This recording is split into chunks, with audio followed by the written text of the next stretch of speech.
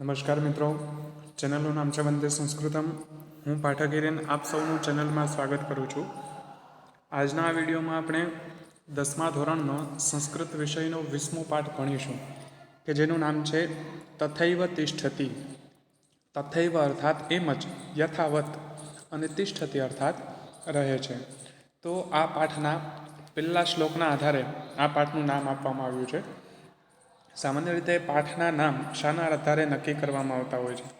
તો એમાં જે કોઈ પણ મુખ્ય પ્રસંગ હોય એના આધારે, અથવા તો મુખ્ય કોઈ વાક્ય પ્રયોજાયું હોય તે વાક્યના આધારે, અથવા તો પાત્રના નામના આધારે રાખવામાં આવતું હોય છે. પણ જ્યારે અલગ અલગ ગ્રંથોમાંથી કોઈ શ્લોક અથવા તો વિષય વસ્તુ નો ભેગી કરી અને પાઠ તરીકે પ્રસ્તુત કરવી હોય ત્યારે એમાંથી જે કોઈ પણ મુખ્ય પ્રધાન હોય એવા શ્લોકમાંથી કોઈ એક શબ્દ, એક અથવા તો બે શબ્દો લઈ અને પાઠનું નામ આપવામાં આવતું હોય છે. તો અહીં પણ આ પાઠના પહેલા શ્લોકના મુખ્ય કથનને પાઠનું નામ બનાવવામાં આવ્યું છે. જેમ પ્રત્યેક ફળનો પોતાનો આગવો રસ હોય છે, તેમ સંસ્કૃતના પ્રત્યેક કવિએ રચેલા દરેક પદ્યમાં પોતાનો આગવો રસ હોય છે. જેમ આપણે કોઈ પણ ફળ ખાઈએ છીએ તો બધાનો સ્વાદ અલગ અલગ હોય છે, એક વિશેષ રસ હોય છે. જેવી રીતે કેરી છે, એની જ સામે સીતાફળ છે, અનાનસ છે, તો બધા ફળનો એક વિશિષ્ટ રસ હોય છે. એવી જ રીતે સંસ્કૃતમાં જે કોઈ પણ કવિઓએ રચનાઓ કરેલી છે એ રચનાના પદ્યોમાં અલગ આગવો જ રસ હોય છે, અર્થાત બધા પોતપોતાની રીતે યોગ્ય જ હોય છે. છતાં આપણી વ્યક્તિગત રુચિના કારણે અમુક ફળને વધારે પસંદ કરીએ છીએ. છતાં પણ અમુક ફળ પ્રત્યે આપણી વિશેષ પ્રીતિ હોય. જેવી રીતે કોઈ વ્યક્તિ છે તો એને કેરી વધુ ભાવતી હોય, કોઈ વ્યક્તિને અનાનસ વધુ ભાવતું હોય, કોઈ વ્યક્તિને સફરજન વધુ ભાવતું હોય. તો એ એની વ્યક્તિગત રુચિ ઉપર આધારિત હોય છે. તો એવી જ રીતે આ વ્યવહાર, જેમ આપણે કોઈ ફળના મહત્ત્વને હાનિ નથી પહોંચાડતો, તેમ મહાકવિના અમુક જ પદ્યો તરફ પસંદગી ઉતારીને તેમનો રસાસ્વાદ કરાવવાનો પ્રસ્તુત પાઠમાં કરવામાં આવેલો વ્યવહાર આ કવિઓના અન્ય પદ્યોનું મહત્ત્વ કોઈ રીતે ઓછું કરતો નથી. જેવી રીતે આપણે કેરી વધુ ભાવે છે તો કેરી જ મહત્ત્વપૂર્ણ છે એવું નહીં, બીજા કોઈ વ્યક્તિને સફરજન પણ ભાવતું હોય તો કેરી જ માત્ર ઉપયોગી છે, સફરજન નિરુપયોગી છે એવું નથી થતું. બધા જ ફળ પોતાની દ્રષ્ટિએ એ યોગ્ય જ હોય છે. તો એવી જ રીતે અહીં જે અમુક શ્લોક પસંદ કરીને મૂકવામાં આવ્યા છે એનો અર્થ એ નથી કે આ સિવાયના જે પદ્યો છે એ કવિના એ બધા નિરુપયોગી છે, એ પણ એની જ રીતે યોગ્ય છે. આ પૃષ્ઠભૂમિને ધ્યાનમાં રાખીને અહીં જુદા જુદા કાળખંડમાં થઈ ગયેલા અને નાટક, મહાકાવ્ય, કથા, આખ્યાયિકા જેવા વિવિધ સાહિત્ય પ્રકારની કાવ્ય રચના કરીને સાહિત્ય જગતમાં અમર થઈ ગયેલા છે મહાકાવ્યોની એક એક રચના પસંદ કરીને અહીં પ્રસ્તુત કરવામાં આવી છે. તો વિવિધ સમયમાં બની ગયેલા મહાકાવ્યો છે, નાટકો છે. અહીં સાહિત્યના પ્રકારની વાત કરવામાં આવી છે કે નાટક, મહાકાવ્ય, કથા, આખ્યાયિકા આવા જે સાહિત્ય પ્રકારની કાવ્ય રચના કરી અને જે કોઈ પણ લેખકો, જે કોઈ પણ સાહિત્યકારો આ સૃષ્ટિમાં અમર થઈ ગયા છે તેની એક એક રચના, એક એક પદ્ય અહીં આ પાઠમાં પ્રસ્તુત કરવામાં આવ્યા છે. હવે કયો શ્લોક કેમાંથી લેવામાં આવ્યો છે એ ખાસ ધ્યાન આપવું. અને પરીક્ષામાં કર્તા અને કૃતિ પૂછાતી હોય છે. લેખકનું નામ અને એની સામે ગ્રંથોના નામ લખેલા હોય છે જોડકાના રીતે. એમાં આપણે જોડકા જોડવાના હોય છે, 2 માર્કનો પ્રશ્ન હોય છે. તો આ બાબતનું ખાસ ધ્યાન લેવું કે કયા લેખકે કઈ રચના કરેલી છે. તો અહીં પહેલો શ્લોક છે મહાકવિ ભાસના એકાંકિક કર્ણભારમાંથી લેવામાં આવ્યો છે. પહેલો શ્લોક અહીં પાઠમાં જે આપેલો છે એ ભાસ નામના મહાકવિની રચના છે કર્ણભાર, એ કર્ણભારમાંથી લેવામાં આવ્યો છે. તો ભાસે શેની રચના કરી છે? કર્ણભારની રચના કરી છે. આમ તો ભાસના નામે 13 નાટકો છે, 13 કૃતિઓ છે, પણ અહીં આપણે યાદ રાખવા યોગ્ય માત્ર કર્ણભાર છે કે કર્ણભારની રચના ભાસે કરી હતી. ત્યારબાદ તેમાં દાન અને હોમનો મહિમા દર્શાવ્યો છે. પહેલો શ્લોક છે એમાં શું દર્શાવ્યું છે? દાન અને હોમનું મહત્ત્વ દર્શાવવામાં આવ્યું છે. બીજો શ્લોક છે ક્યાંથી લેવામાં આવ્યો છે? બીજો શ્લોક મહાકવિ કાલિદાસના માલવિકાગ્નિ મિત્રમાંથી છે. અહીં આપેલો, આ પાઠમાં આપેલો જે બીજો શ્લોક છે એ મહાકવિ કાલિદાસ દ્વારા રચિત માલવિકાગ્નિ મિત્રમાંથી લેવામાં આવ્યો છે.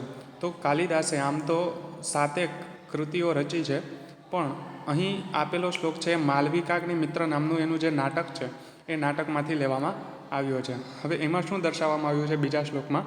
બીજાથી દોરવાયા વગર મનુષ્ય પોતે પોતાની બુદ્ધિથી સારા નરસાનો વિચાર કરીને કોઈ નિશ્ચય કરવાનું જણાવ્યું છે.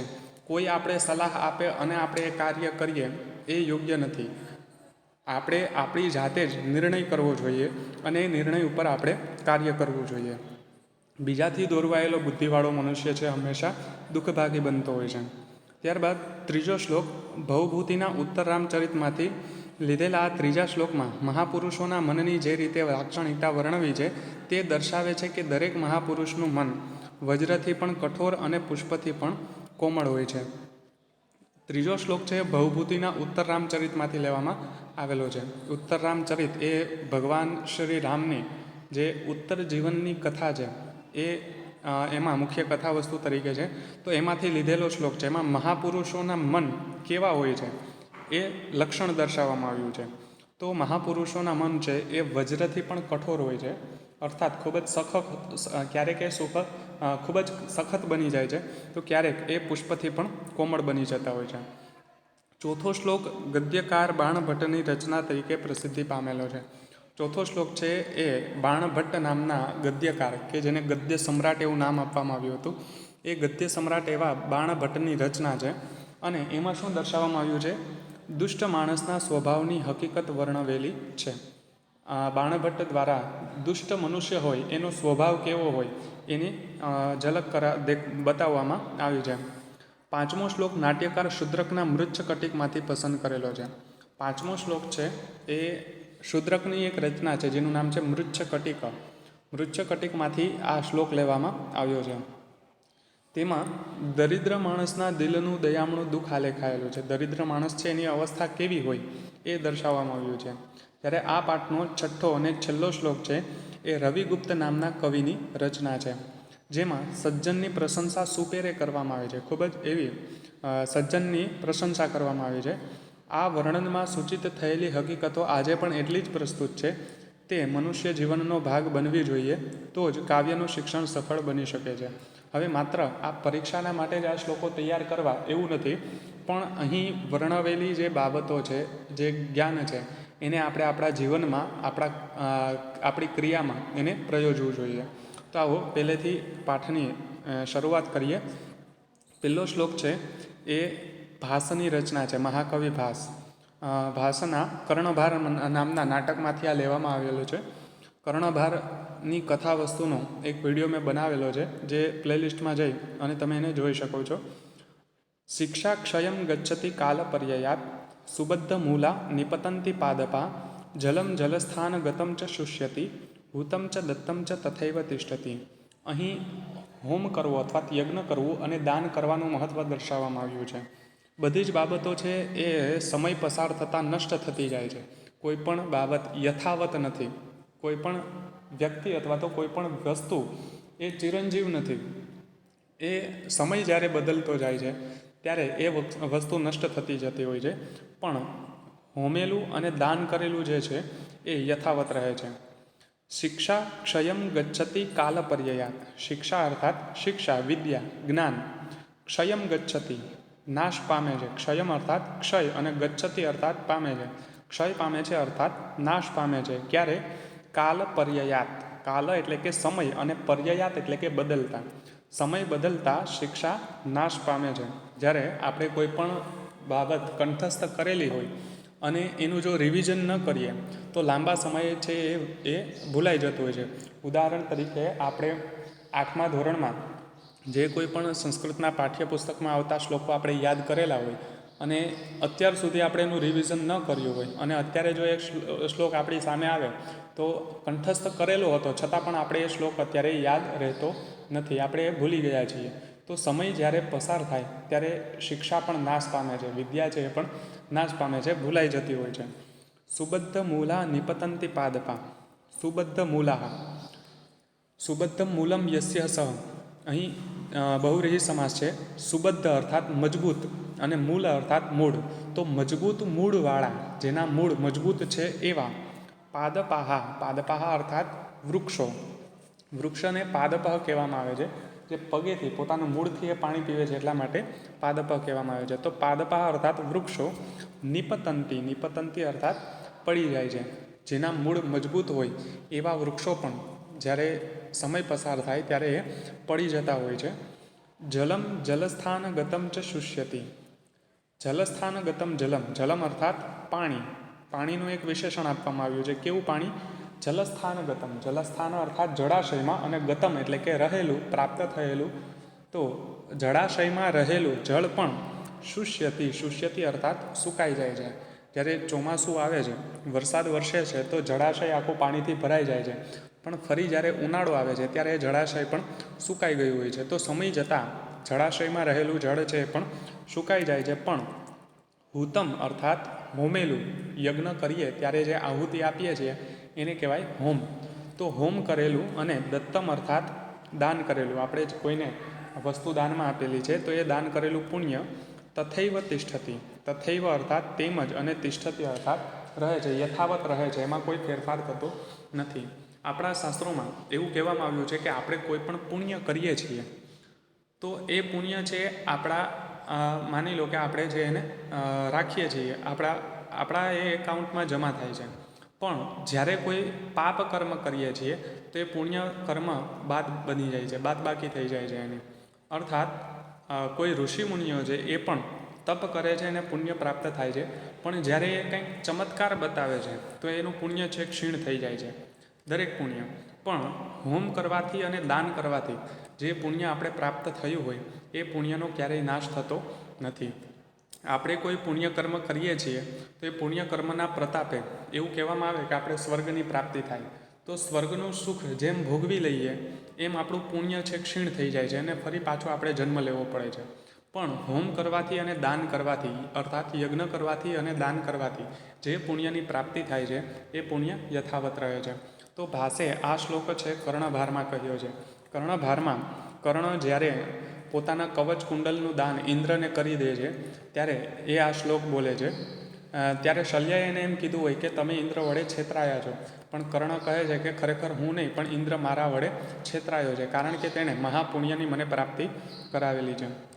તો ફરીથી આ શ્લોકનો અર્થ જોઈએ કે સમય પસાર થતાં શિક્ષા છે એ પણ નાશ પામે છે, મજબૂત મૂળવાળા વૃક્ષો પણ પડી જાય છે, જળાશયમાં રહેલું જળ પણ સુકાઈ જાય છે, પણ હોમેલું અને દાન કરેલું યથાવત રહે છે, જેમનું તેમજ રહે છે.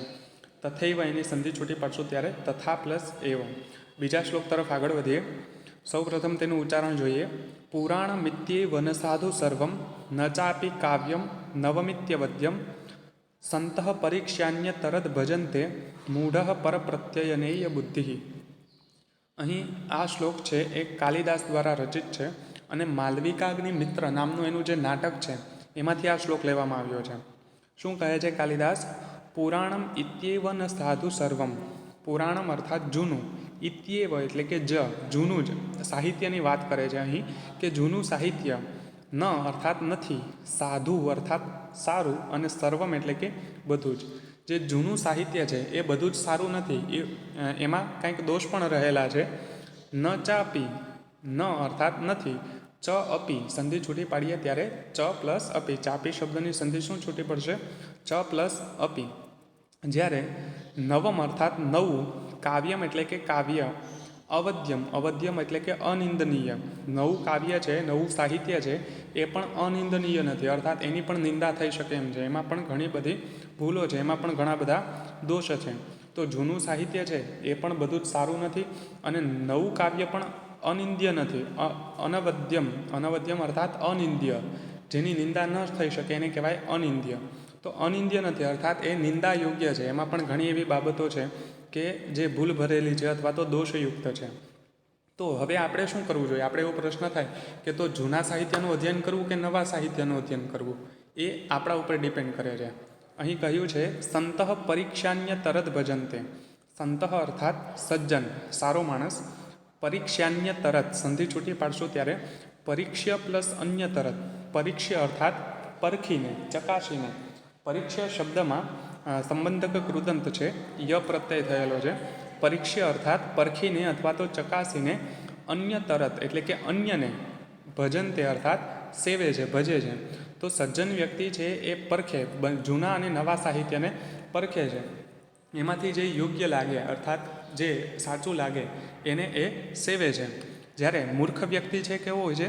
મૂઢ અર્થાત મૂર્ખ, પરપ્રત્યયનેય બુદ્ધિ, પર અર્થાત બીજાથી, પ્રત્યયનેય અર્થાત દોરવાયેલી, સલાહ અપાયેલી, અને બુદ્ધિ અર્થાત બુદ્ધિવાળો. પરપ્રત્યયનેય બુદ્ધિ એમાં બહુવ્રીહી સમાસ છે કે મૂર્ખ વ્યક્તિ છે એ બીજાથી દોરવાયેલી બુદ્ધિવાળો હોય છે, જ્યારે સજ્જન વ્યક્તિ છે એ બંનેને વિચારે છે, બંને ઉપર પોતાનો વિચાર કરે છે અને ત્યાર પછી એને જે યોગ્ય લાગે અન્ય તરત એટલે કે અન્યને જ જે યોગ્ય હોય એને જ ભજનતે અર્થાત સેવે છે.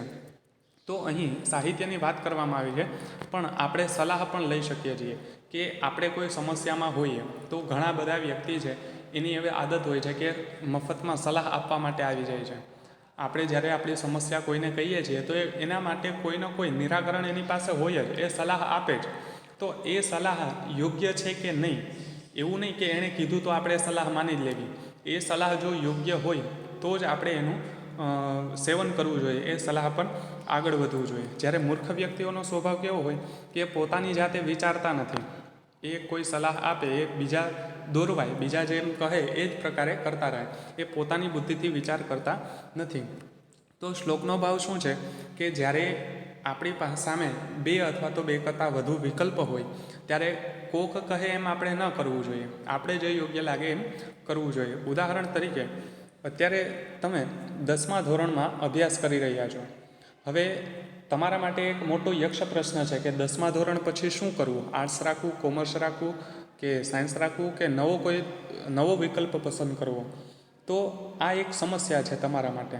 તો તમે જ્યારે 10મામાં છો ત્યારે તમને એવી સલાહ મળતી રહે છે, કોઈ કહેશે કે આર્ટ્સ રાખો, કોઈ કહેશે કોમર્સ રાખો, કોઈ કહેશે સાયન્સ રાખો, તો કોઈ કહેશે ડિપ્લોમા કરો, કોઈ કહેશે આમ કરો, કોઈ કહેશે તેમ કરો. પણ તમે બધાની સલાહ માનો એ પહેલાં તમે તમારી બુદ્ધિથી વિચાર કરવો જોઈએ કે તમારી યોગ્યતા શેમાં છે. જ્યારે મૂર્ખ વ્યક્તિ શું કરતો હોય છે આવા પ્રસંગોમાં કે બીજાથી દોરવાયેલી બુદ્ધિવાળો હોય છે. બીજા કોઈ એમ કહે કે તમે સાયન્સ રાખો તો પછી સાયન્સ રાખી લે, ભલે ત્યાં પોતે સારું એવું કાર્ય ન કરી શકે, એ પોતાની જાતે એમ નથી વિચારી શકતો કે મારી યોગ્યતા આમાં નથી. પોતાની યોગ્યતા, પોતાનું અવલોકન કરવાનું. આપણે આપણી જાતનું અવલોકન કરીએ ત્યારે આપણી યોગ્યતાનો આપણે ખ્યાલ આવતો હોય છે. બીજા કહે એમ કરવા જઈએ તો આપણી ગણતરી શેમાં થશે? મૂઢમાં, મૂર્ખમાં. કારણ કે મૂર્ખ વ્યક્તિ છે એ પરપ્રત્યયનેય બુદ્ધિ, બીજાથી દોરવાયેલી બુદ્ધિવાળો, કોઈ કહે એને જે સાચું માની લે છે. જ્યારે સજ્જન વ્યક્તિ છે, સંત અર્થાત સજ્જન વ્યક્તિ છે, શું કરે છે? પરીક્ષા એટલે કે ચકાસે છે, બંનેની યોગ્યતાને ચકાસે છે અને અન્ય તરત ભજનતે, એને જે યોગ્ય લાગે એનું એ સેવન કરે છે. તો અહીં આ સાહિત્યની વાત કરી છે, પણ આપણે અહીં સલાહનો અર્થ પણ લઈ શકીએ છીએ કે જૂનું સાહિત્ય છે બધું સારું નથી અને જે નવું સાહિત્ય છે એ પણ અનિંદનીય નથી, અર્થાત એની પણ નિંદા થઈ શકે એમ છે. તો સજ્જન વ્યક્તિ છે એ પરખીને અન્યને જ સેવે છે, કોઈ એને જે યોગ્ય લાગે એ પ્રમાણે આગળ વધે છે, જ્યારે મૂર્ખ વ્યક્તિ બીજાથી દોરવાયેલી બુદ્ધિવાળો હોય છે. તો આ બે શ્લોકનો આપણે અભ્યાસ કર્યો છે. આગળના શ્લોક તરફ આગળ વધીએ. ત્રીજો શ્લોક છે, સૌપ્રથમ તેનું ઉચ્ચારણ જોઈએ.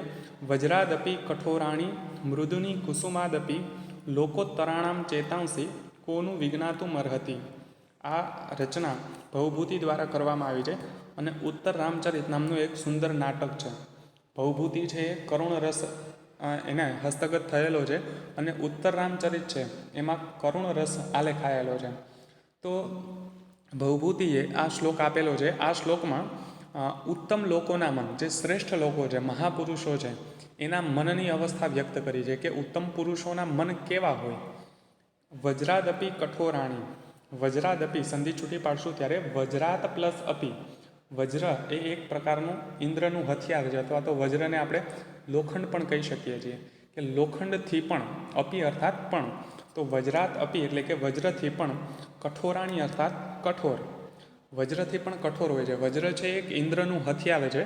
એવું કહેવામાં આવે કે વૃત્ર નામના અસુરને મારવા માટે ઇન્દ્રએ વજ્ર નામનું હથિયાર બનાવેલું હતું દધીચી ઋષિના હાડકામાંથી. તો ભગવાન શંકરના આશીર્વાદથી દધીચી ઋષિના હાડકા છે એ લોખંડ કરતાં પણ મજબૂત બની ગયા હતા. તો વૃત્રાસુરને મારવા માટે આ વજ્ર નામનું હથિયાર ઇન્દ્રએ બનાવેલું હતું. તો વજ્રથી પણ, જો આ પૃથ્વી ઉપર સખતમાં સખત કોઈ વસ્તુ હોય તો એ છે વજ્ર. તો વજ્રથી પણ કઠોર હોય છે. મૃદુની કુસુમાદપી, મૃદુની અર્થાત કોમળ, શેના કરતાં? કુસુમાદપી સંધિ છૂટી પાડશું ત્યારે કુસુમાત પ્લસ અપી, કુસુમ અર્થાત ફૂલ અને અપી એટલે કે પણ, તો ફૂલથી પણ મૃદુની અર્થાત કોમળ હોય છે. લોકોત્તરાણામ ચેતાંસી, લોકોત્તરાણામ એટલે કે ઉત્તમ લોકો, લોકોમાં જે શ્રેષ્ઠ છે, સમાજમાં જે શ્રેષ્ઠ છે એવા લોકોના ચેતાંસી, ચેતાંસી અર્થાત મન, અહીં બહુવચન આપેલું છે.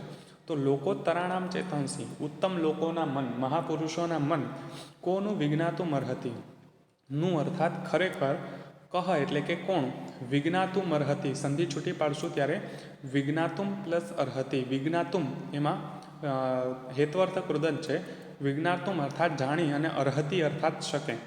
તો ખરેખર મહાપુરુષોના મનને કોણ જાણી શકે. અહીં પ્રશ્નાર્થ વાક્ય છે, નકારાર્થ વાક્ય માટે પણ વપરાય છે. તો ખરેખર કોઈ ન જાણી શકે, ઉત્તમ લોકોના મનને કોઈ જાણી શકતા નથી. અહીં ભગવાન શ્રી રામના ચરિત્રનું અવલોકન કરીને એના ચરિત્રને વ્યક્ત કરતા ભવભૂતિ આ શ્લોક આપ્યો છે કે જ્યારે મહાપુરુષોના મન હોય છે કેવા હોય છે, ફૂલથી પણ કોમળ હોય છે અને વજ્રથી પણ કઠોર હોય છે. રામ ભગવાન જ્યારે પોતાની પ્રજાનું નાનું એવું દુઃખ જોવે છે તો એ ખૂબ જ દુઃખી બની જાય છે. તો આ અવસ્થામાં એનું મન કેવું બન્યું, ફૂલથી પણ કોમળ બની ગયું. જ્યારે પોતાની બાબતમાં એને નિર્ણયો લેવાના હોય છે ત્યારે વજ્રથી પણ કઠોર બની જાય છે. જ્યારે કોઈ સીતાજીની નિંદા કરે છે તો સીતાજીનો એ વનમાં ત્યાગ કરી દે છે. તો એનો આ નિર્ણય છે કેવો છે, ખૂબ જ કઠોર છે. કોઈ વ્યક્તિ માત્ર બીજાના મનને આનંદિત કરવા, બીજાને સમસ્યા ન થાય એટલા માટે પોતાની પ્રિય પત્નીનો ત્યાગ કઈ રીતે કરી શકે. તો એનો આ નિર્ણય છે કેવો છે, વજ્રથી પણ કઠોર હોય છે. તો મહાપુરુષોના મન એને આપણે જાણી શકતા નથી. સામાન્ય લોકો મહાપુરુષોના મનને ન જાણી શકે કારણ કે ફૂલથી પણ ક્યારેક કોમળ બની જતા હોય છે, તો પોતાની જ બાબતમાં એ વજ્રથી પણ કઠોર બની જતા હોય છે. ખુદ જ્યારે 14 વર્ષનો વનવાસ સ્વીકારે છે તો આ એનો નિર્ણય છે કેવો છે, કઠોર છે. એને ખબર છે કે વનમાં સીતાને, લક્ષ્મણને અને ખુદને પણ ખૂબ જ તકલીફ પડવાની છે, છતાં પણ આ નિર્ણય છે કઠોરતા ભર્યો છે. તો ત્યારે એનું મન સમસ્યાઓમાં એનું મન કેવું બની જતું હોય છે, વજ્રથી પણ કઠોર બની જતું હોય છે. જ્યારે એ અન્ય લોકોને દુઃખી થતા જુએ છે ત્યારે એનું મન કેવું બની જતું હોય છે, ફૂલથી પણ કોમળ બની જતું હોય છે. તો આવા જ આપણા ભારતીય ઇતિહાસમાં ઘણા બધા ઉદાહરણો જોવા મળે છે. જેવી રીતે લોખંડી પુરુષ એવા સરદાર વલ્લભભાઈ પટેલ કે જ્યારે એ કોર્ટમાં હતા ત્યારે એને સમાચાર મળ્યા કે એના કોઈ સ્વજનનું મૃત્યુ થઈ ગયું છે. તો જ્યારે કેસ અધૂરો હતો એવા સમયે એણે પત્ર પોતાના ખિસ્સામાં મૂકી દીધો અને કોઈ હાવભાવ દર્શાવ્યા જ નહીં, જાણે એને દુઃખ થયું હોય. તો અહીં એનું મન છે કેવું બની ગયું હતું, વજ્રથી પણ કઠોર બની ગયું હતું. તો જે શ્રેષ્ઠ લોકોના મન છે એને સામાન્ય માણસો ક્યારેય સમજી શકતા નથી, કારણ કે કેવા હોય છે, વજ્રાદપી કઠોરાણી, વજ્રથી પણ કઠોર હોય છે અને કુસુમાદપી મૃદુની, ફૂલથી પણ કોમળ હોય છે. તો ઉત્તમ લોકોના મનને ખરેખર કોઈ જાણી શકતું નથી. આગળનો શ્લોક, ચોથો શ્લોક, એનું ઉચ્ચારણ જોઈએ. અન્યસ્માદ લબ્ધ પદઃ નીચ પ્રાયેણ દુસ્સહો ભવતી રવિરપી ન દહતી તાદૃક યાદૃક દહતી વાલુકા નિકરઃ. આ શ્લોક બાણભટ્ટની રચના છે. બાણભટ્ટે 2 ગ્રંથો આપ્યા છે. માત્ર 2 જ ગ્રંથના આધારે એ સંસ્કૃત સાહિત્યમાં પ્રખ્યાત બની ગયા છે. પહેલો ગ્રંથ છે એનો કાદંબરી અને બીજો હર્ષચરિત. આ બંને ગદ્ય પ્રકારના ગ્રંથ છે અને 2 ગ્રંથના આધારે જ એણે ખૂબ જ નામના મેળવેલી છે. તો મહાકવિ બાણભટ્ટ એની આ રચના છે. એમાં જે નીચ વ્યક્તિ હોય એનો સ્વભાવ કેવો હોય છે એનું વર્ણન કરવામાં આવ્યું છે. અન્યસ્માત લબ્ધ પદઃ નીચ, અન્યસ્માત એટલે કે બીજાથી, લબ્ધ પદઃ, લબ્ધ અર્થાત મેળવેલું છે, અને પદઃ એટલે કે પદ, જેણે બીજા તરફથી પદ મેળવેલું છે, અર્થાત એની યોગ્યતા નથી પણ કોઈ વ્યક્તિએ માત્ર કરુણાથી એના ઉપર કૃપા કરીને એને એ પદ આપી દીધું છે. તો એવો નીચ અર્થાત નીચ વ્યક્તિ, ખરાબ વ્યક્તિ, નીચ વ્યક્તિનું વિશેષણ આવી ગયું છે. કેવો છે નીચ વ્યક્તિ? અન્યસ્માદ લબ્ધ પદ, બીજા તરફથી મેળવેલા પદવાળો, બીજાએ જેને કોઈ યોગ્યતા નથી છતાં પણ એને એક પદ આપી દીધું છે, એવો એ નીચ વ્યક્તિ. આપણે જેને કહી શકીએ કે લાગવગથી, એની યોગ્યતા ન હોય છતાં પણ લાગવગથી અથવા તો એના પ્રત્યેની કૃપાથી કોઈ વ્યક્તિ એને ઉચ્ચ પદ આપી દે, સારો એવો હોદ્દો આપી દે, તો એવો નીચ વ્યક્તિ પ્રાયણ અર્થાત વધારે પડતો, ઘણું ખરું, દુસ્સહો ભવતી, દુસ્સહ અર્થાત અસહ્ય અને ભવતી અર્થાત હોય છે અથવા તો ત્રાસદાયક હોય છે. માની લો કે એવા કોઈ નેતાની વરણી કરવામાં આવે કે જે ખૂબ જ દુરાચારી હોય, તો એ દુરાચારી વ્યક્તિ છે કેવો હોય છે? પ્રજા માટે અસહ્ય હોય છે, એ પ્રજાને ત્રાસ આપતો હોય છે. અત્યારે તો રાજાશાહી બંધ થઈ ગઈ છે, લોકશાહી છે, પણ પહેલાંના સમયમાં કદાચ અયોગ્ય એવો રાજા રાજપદને પ્રાપ્ત કરે, રાજગાદીને પ્રાપ્ત કરે, તો પ્રજા માટે ખૂબ જ ત્રાસદાયક બની જતો હોય છે, અસહ્ય બની જતો હોય છે. તો બીજા તરફથી મેળવેલ પદવાળો, અહીં અન્યસ્માદ લબ્ધ પદ શબ્દ છે, બહુવ્રીહી સમાસ છે. બીજા પાસેથી જેને પદ મળેલું છે, હોદ્દો મળેલો છે, સ્થાન મળેલું છે, એવો તે નીચ વ્યક્તિ છે એ વધારે પડતો ઘણું ખરું દુસ્સહો ભવતી, દુસ્સહ અર્થાત અસહ્ય, જેને પીડાને આપણે સહન ન કરી શકીએ એવો, ભવતી અર્થાત હોય છે, અથવા તો ત્રાસદાયક હોય છે. અહીં એને ઉદાહરણ સાથે સમજાવે છે, એનું ઉદાહરણ પણ આપે છે. રવિ રપિ ન દહતી તાદૃક યાદૃક દહતી વાલુકા નિકરહ. રવિ રપિ સંધિ ચોટી પાડશું ત્યારે રવિહી પ્લસ અપી, રવિહી એટલે કે સૂર્ય અને અપી એટલે કે પણ, સૂર્ય પણ ન દહતી, ન અર્થાત નથી, દહતી અર્થાત દજાડતો, અને તાદૃક એટલે કે એવો, સૂર્ય પણ એવો નથી દજાડતો, યાદૃક એટલે કે જેવો, દહતી એટલે કે દજાડે છે, તાપ આપે છે, વાલુકા નિકરહ, વાલુકાનામ ઇકરહ, વાલુકા અર્થાત રેતી, અને ઇકરહ એટલે કે ઢગલો, જેવો રેતીનો ઢગલો પગને દજાડે છે. ખરેખર રેતી છે એ એનો ખુદનો તાપ નથી, એ ખુદ ગરમ નથી, પણ સૂર્યના તાપથી એ ગરમ બને છે. તો સૂર્ય પણ એટલો ગરમ નથી લાગતો જેટલો રેતીનો ઢગલો ગરમ લાગે છે. એવી જ રીતે નીચ વ્યક્તિ પણ એવો જ હોય છે, એટલો એને પણ બીજા તરફથી પ્રભાવ મળેલો છે, છતાં પણ પોતાનો પ્રભાવનો એ વધુ પ્રયોગ કરે છે. આપણે ગુજરાતી ભાષામાં એક કહેવત છે, ચા કરતાં કેટલી ગરમ. ચા ગરમ હોય ને એના કરતાં એ ચા જેમાં રાખેલી હોય ને એ પાત્ર વધુ ગરમ હોય. તો એવું જ આપણે ઘણી બધી જગ્યાએ જોઈ શકીએ છીએ. જેવી રીતે કોઈ કાર્યાલય હોય, કોઈ ઓફિસ હોય, તો એમાં મેન જે હોદ્દેદાર હોય, મેન જે સત્તાધીશ હોય, એ પણ એનો પણ એટલો પ્રભાવ ન પાથરતો હોય જેટલો પ્રભાવ એના પટ્ટાવાળા પાથરતા હોય. તો બીજાના તાપથી તપેલો વ્યક્તિ છે અસહ્ય હોય છે. જેવી રીતે સૂર્યના તાપથી રેતીનો ઢગલો તપે છે, તો એ સૂર્ય કરતાં પણ વધારે આપણા પગને દજાડે છે. એવી જ રીતે અન્ય તરફથી જેને પદ મળેલું છે, જેને સત્તા મળેલી છે, એવો નીચ વ્યક્તિ છે એ બધા માટે અસહ્ય બની જતો હોય છે. સંપૂર્ણ શ્લોકનો અર્થ જોઈએ. બીજા તરફથી મેળવેલ પદવાળો વ્યક્તિ છે અસહ્ય હોય છે, જેવી રીતે સૂર્ય પણ એવું નથી દજાડતો જેવો રેતીનો ઢગલો દજાડે છે. આગળનો શ્લોક જોઈએ, 5મો શ્લોક. સૌ પ્રથમ તેનું ઉચ્ચારણ જોઈએ. સુખમ હિ દુઃખાન્યનુભૂય શોભતે ઘનાંધકારે શ્વિવદીપ દર્શનમ સુખાત્તુ યો યાતિ નરો દરિદ્રતામ ધૃતઃ શરીરેણ મૃતઃ સ જીવતી. અહીં જે ગરીબ વ્યક્તિ છે, એ ગરીબ વ્યક્તિની દયામણી અવસ્થાનું વર્ણન કર્યું છે શૂદ્રકે. શૂદ્રકના મૃચ્છકટિકમાંથી આ શ્લોક લેવામાં આવ્યો છે. મૃચ્છકટિકનો નાયક ચારુદત્ત છે, અને ચારુદત્ત પહેલાં ધનવાન હોય છે, ત્યારબાદ એ ગરીબ બની જતો હોય છે. ત્યારે શૂદ્રક એનું વર્ણન કરે છે. સુખ છે એ ક્યારે શોભે છે? સુખમ અર્થાત સુખ, હિ એટલે કે ખરેખર, ખરેખર સુખ દુઃખાન્યનુભૂય, દુઃખાની પ્લસ અનુભૂય, સંધિ છૂટી પાડશું દુઃખાની અનુભૂય, ત્યારે દુઃખાની પ્લસ અનુભૂય, દુઃખોને અનુભવીને, શોભતે અર્થાત શોભે છે. સુખમ હિ દુઃખાન્યનુભૂય શોભતે, ખરેખર સુખ છે એ દુઃખને અનુભવીને જ શોભે છે. જેણે દુઃખનો અનુભવ કરેલો છે એને જ સુખનો કિંમત હોય છે.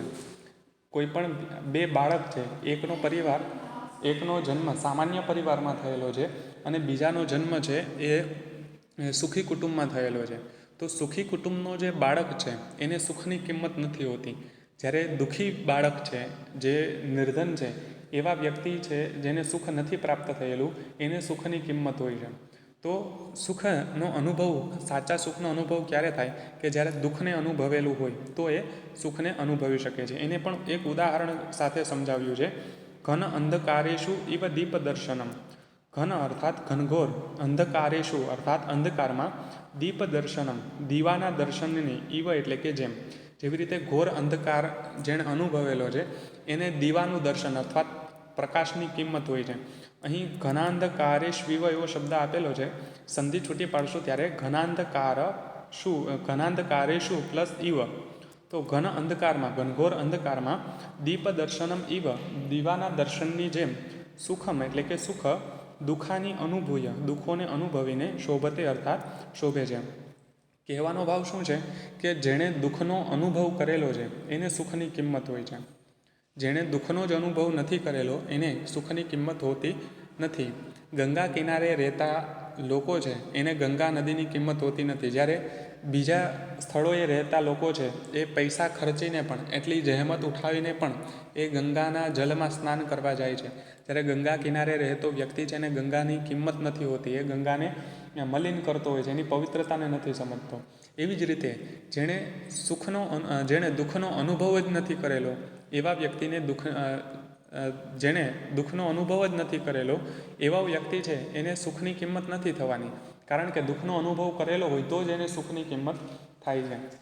તો જેણે દુઃખ અનુભવેલું છે એને જ સુખ શોભે છે, એ જ સુખની કિંમતને સમજી શકે છે. જેવી રીતે અંધકારનો જેણે અનુભવ કરેલો છે એ જ પ્રકાશને સમજી શકે છે. હવે જેણે ક્યારેય અંધકાર જ નથી જોયો એને પ્રકાશની કિંમત હોતી નથી. સુખાત તું યો યાતિ નરો દરિદ્રતા. સુખાત તું, સુખાત અર્થાત સુખથી, યહ નરહ, યહ અર્થાત જે, નરહ એટલે કે વ્યક્તિ, દરિદ્રતામ યાતિ, દરિદ્રતામ અર્થાત ગરીબાઈને, અને યાતિ એટલે કે પ્રાપ્ત કરે છે.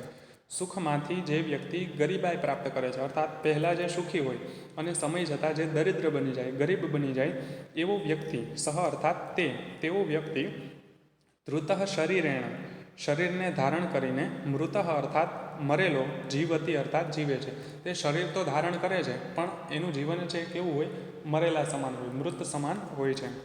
સંપૂર્ણ શ્લોકનો અર્થ જોઈએ તો સુખમ હિ દુઃખાન અનુભૂય શોભતે. ખરેખર સુખ દુઃખને અનુભવીને જ શોભે છે. ઘનાંધકારે શ્વેવદીપ દર્શનમ, ઘનઘોર અંધકારમાં દીવાના દર્શનની જેમ.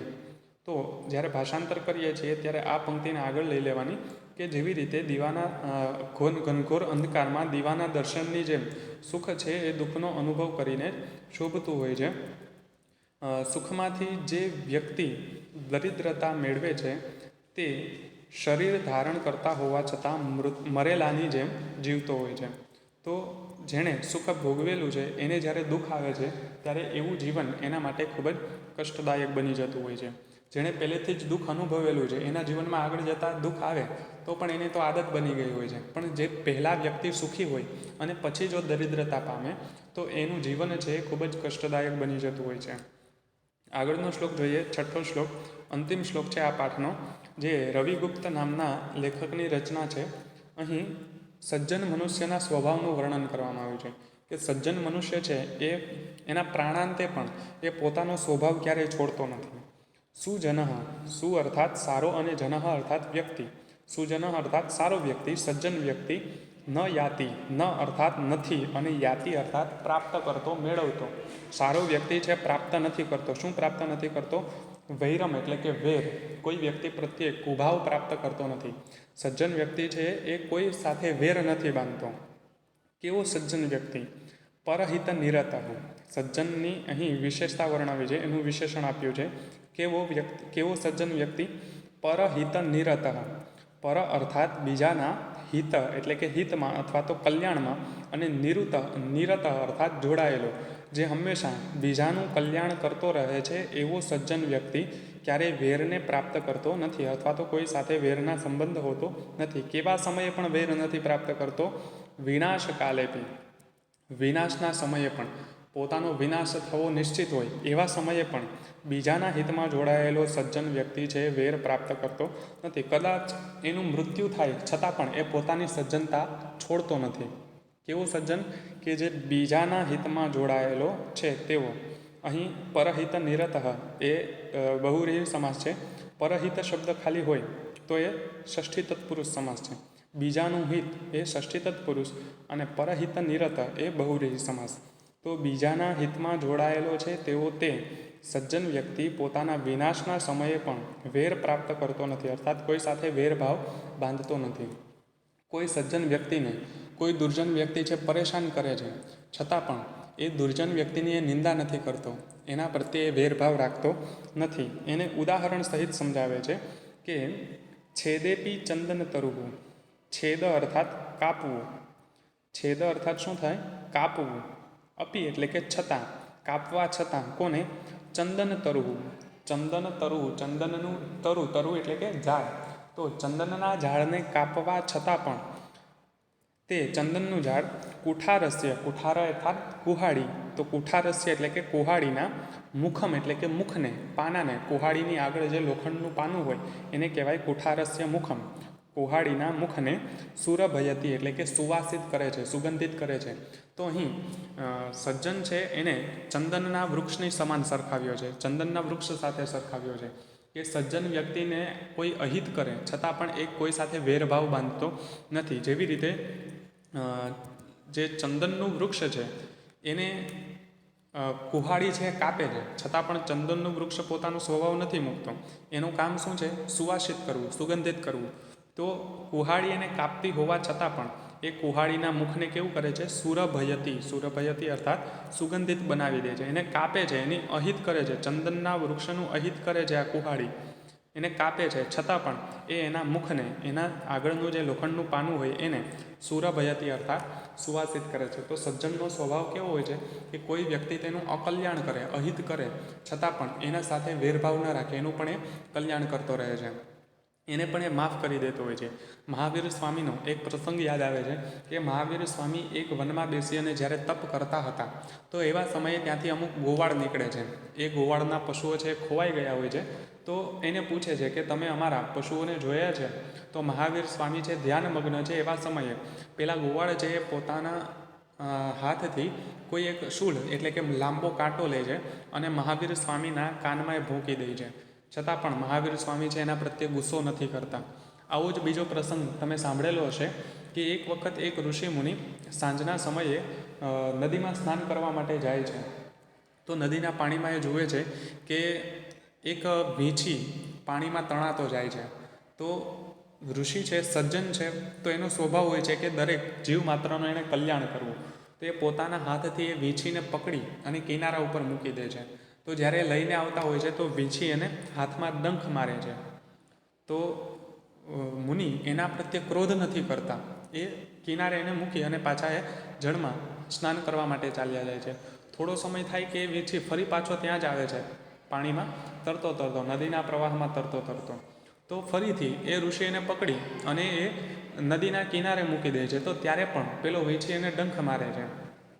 ઋષિ પાછા પાણીમાં આવે છે. આવું વારંવાર થાય છે. વીંછી આવે છે, ઋષિ એને પકડી અને કિનારા ઉપર મૂકે છે, વીંછી ડંખ મારે છે. તો આ ઘટના એક દૂર ઊભેલો વ્યક્તિ છે જોતો હોય છે. તે ઋષિને એવું પૂછે છે કે એને ડંખ મારે છે છતાં પણ એ શું કામ એને બચાવે છે? ત્યારે ઋષિ બહુ સરસ એવો જવાબ આપે છે કે એને બચાવવો એ મારો સ્વભાવ છે, એ ડંખ મારે છે તો એ એનો સ્વભાવ છે. સજ્જન વ્યક્તિ છે પોતાનો સ્વભાવ ક્યારેય છોડતો નથી. પછી એનો વિનાશકાલ કેમ ન હોય, એનો અંત પણ કેમ ન હોય, છતાં પણ એ પોતાનો સારો સ્વભાવ છે ત્યાગતો નથી. જેવી રીતે ચંદનનું વૃક્ષ છે, એનો સ્વભાવ શું છે? બધું સુગંધિત કરવું. તો કુહાડી એને કાપે છે છતાં પણ એ એના મુખને સુવાસિત કરે છે. તો સજ્જન વ્યક્તિઓનો આવો સ્વભાવ હોય છે. સંપૂર્ણ શ્લોકનો અર્થ જોઈએ કે બીજાના હિતમાં જોડાયેલો સજ્જન વ્યક્તિ વિનાશના સમયે પણ વેરભાવ પ્રાપ્ત કરતો નથી. જેવી રીતે ચંદનનું વૃક્ષ એને કાપવા છતાં પણ એ ચંદનનું વૃક્ષ છે કુહાડીના મુખને સુગંધિત કરે છે અથવા તો સુવાસિત કરે છે. તો આશા રાખું છું કે આ પાઠ તમને સમજાઈ ગયો હશે. જો કોઈ 10મા ધોરણના પાઠ તમારે જોવાના બાકી હોય, આ છેલ્લો પાઠ છે, 20મો પાઠ છે. અહીં અભ્યાસક્રમ પૂર્ણ થાય છે. જો કોઈ પણ પાઠ તમારે જોવાના બાકી રહી ગયા હોય તો બધા જ પાઠના પ્લેલિસ્ટની લિંક આ વિડીયોના ડિસ્ક્રિપ્શનમાં રાખેલી છે. એ લિંક ઉપર જઈ અને 10મા ધોરણના સંસ્કૃત વિષયનો કોઈ પણ પાઠ તમે જોઈ શકો છો. તો સમય અનુસાર તેનો અભ્યાસ કરવો. જો કોઈ પ્રશ્ન હોય તો તમે કોમેન્ટ કરીને પૂછી શકો છો. આગળ નંબર પણ આપેલા છે, એના ઉપર તમે વોટ્સએપ કરીને પૂછી શકો છો. તો હવે વ્યાકરણના અમુક ટૉપિક બાકી છે જે આપણે નેક્સ્ટ વિડીયોમાં જોઈશું. અને હા, હજી સુધી આ ચેનલને સબસ્ક્રાઈબ ન કરી હોય તો જલ્દીથી સબસ્ક્રાઈબ કરો, બેલ આઇકનને પ્રેસ કરો અને ઓલ ઓપ્શન સિલેક્ટ કરો, જેથી કરીને નવા વિડીયોની નોટિફિકેશન સૌથી પહેલાં તમને મળે. ટૂંક સમયમાં નવા ટૉપિક સાથે ફરી મળીશું. જયતુ સંસ્કૃતમ.